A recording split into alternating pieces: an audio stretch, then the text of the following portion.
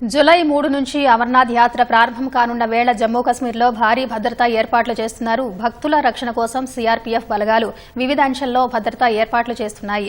భక్తులు రాకపోకలు సాగించే జమ్మూ శ్రీనగర్ జాతీయ రహదారి వెంట నిఘా కోసం డాగ్ స్క్వాడ్ను మోహరించాయి.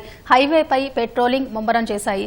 హిమాలయ పర్వతాల్లోని మంచు శివలింగం దర్శనం కోసం బల్తాల్ పహల్గామ్ మార్గాల్లో భక్తులు అమర్నాథ్ యాత్ర చేపడతారు. వారి రక్షణ కోసం ఇప్పటికే సైన్యం, సీఆర్పీఎఫ్, పోలీసులు, జమ్మూ కశ్మీర్ విపత్తు స్పందన దళం కలిసి మాక్ డ్రిల్ కూడా చేపట్టాయి. కొండ చర్యలు విరిగిపడడం, ప్రకృతి విపత్తుల వంటి పరిస్థితి తలెత్తితే భక్తులను రక్షించేందుకు చేపట్టాల్సిన చర్యలపై మాక్ డ్రిల్ నిర్వహించాయి.